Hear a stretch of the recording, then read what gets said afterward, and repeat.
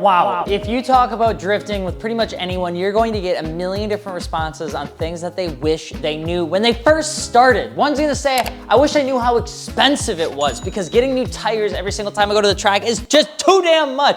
You're gonna hear other people say, I wish I bought a different car that had more angle because I need more angle going into the corners. You're gonna hear people talk about how they don't like their car because they feel like it's too heavy or they just need to LS swap it. You're gonna hear rotary owners just wish they didn't buy a rotary for a drift car. And you're gonna hear an onslaught of a billion different things they wish they didn't do when they started drifting. A lot of times that is almost too much for a beginner. It can be almost too much to jump into the sport because a lot of times you get information overload. You start panicking. Well, I'm Alex Martini with 2 underscores on Instagram, and I'm over here on Torque Motorsport to talk a little bit about some really good stuff that I think is gonna help you just as much as it helped me as I jumped into the sport of drifting, because it's not as crazy as some wheel-to-wheel stuff, but there are some really easy things that you can avoid to save time, to save some money, and to save some headache if you jump into it on the right foot. So let's get into it right at the beginning. If you guys are looking to learn a little bit more about Torque Drift 2, we have that releasing in segments. We just released the garage. It's over for free download on Epic Game Store, and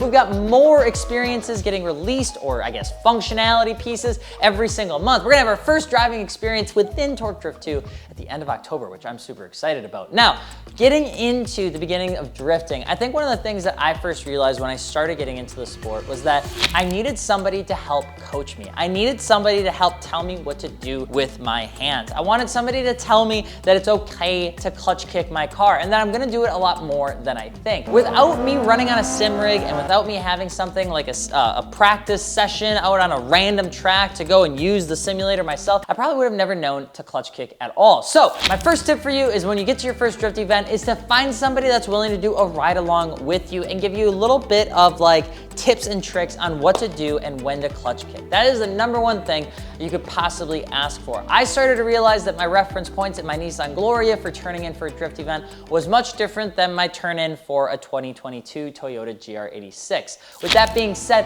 having somebody help you out with understanding, hey, by the way, when you go and you clutch kick, right before you do the clutch kick, turn that steering wheel in a little bit. Get those front wheels to a point where you want to go. And then when you clutch kick, that back end of your car is automatically going to shift over into the direction that you want. That little tip would have saved me so much time just in my first drift event, because all the time I went to clutch kick and then I turned the steering wheel. So I would try to go into a burnout to then turn into the corner, and it just never worked. So doing things like that is very, very important, having somebody help you with that. Now, if you don't have a friend, that's totally fine. Listen to that clutch kick tip and that will help you out a ton. Here's the thing, when you get into drifting, it's like chaotic dancing. And to do it right, you almost need to give it less input versus more. And that cannot be said enough for your steering input. Now, there is no perfect science to this. What I can say is that when you go into a corner, you wanna turn in a little bit before clutch kicking. And as you do that, your steering wheel is naturally gonna counter steer the other way. It's essentially gonna wanna go right if I'm going to turn in left. And the power through is gonna immediately lock the wheels to go this direction. The whole goal is that over time, the car is gonna straighten out eventually. Now, with that being said, a lot of times people wait too long to grab the steering wheel to get the desired angle of their front wheels that they need to get to the next turn.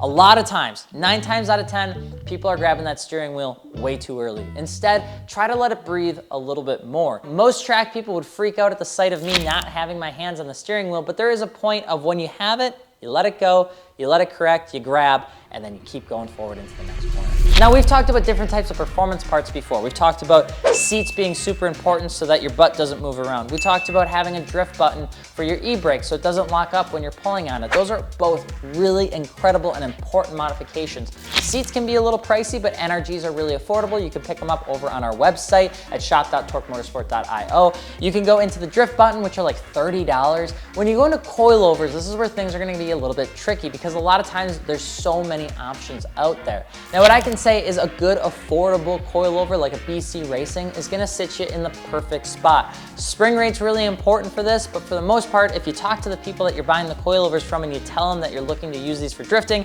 they will recommend a certain spring rate for you versus something that is just for a daily driver or for a car show. Why this matters specifically is because when you're swinging a car around for your very first drift event, you're going to notice something, and that is weight transfer.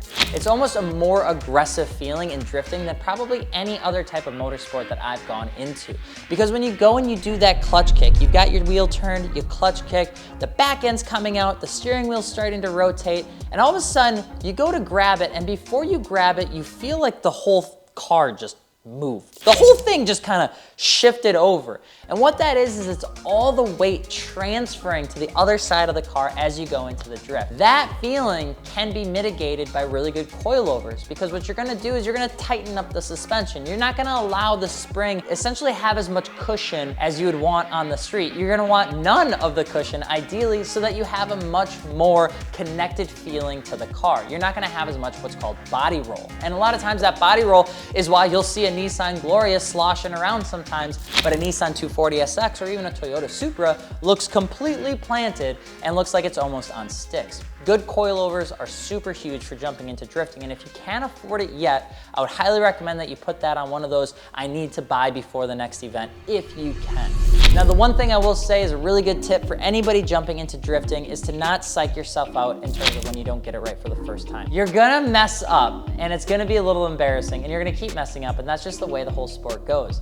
But when you mess up, or when you make mistakes, or if you don't understand something, don't get mad at yourself. Don't get more frustrated, because a lot of times the harder you drive when you're frustrated, the worse you are, not the better. In track racing, in wheel-to-wheel racing, there's this really important tip I learned a very, very long time ago. I learned it actually from a driving instructor who told me that as you go into driving any form of motorsport, there are layers of information. And there are layers of information on every straight, every corner, every pit stop. And you have all these inputs coming in at you. And if you're a novice driver running around Road America, when you're going through turn 1 at 95 miles an hour, you may only be able to remember and actually put into your body 3 layers of information. You know when to brake, you know when to turn, and you know when to push on the gas. If you try to add too much onto yourself on one corner, you may end up finding yourself doing worse than when you were doing it with just 2 levels of information, which was, okay, turn steering wheel and clutch kick. Don't be hard on yourself. Shave some of that extra information off of your brain and go back to the basics.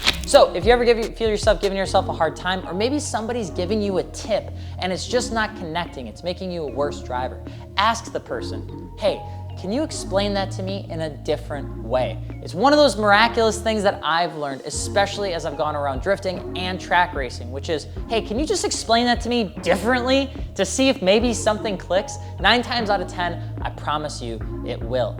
Drifting is an art just like any other motorsport, and going into it with a bunch of money can certainly help you, but it's not gonna improve your driver mod when you start with a high horsepower car.